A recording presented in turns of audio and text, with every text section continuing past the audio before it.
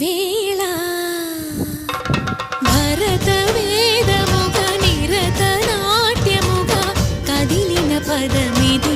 ఈశా శివని వేదనగా అవని వేదనగా పలికెను పదము పరేశా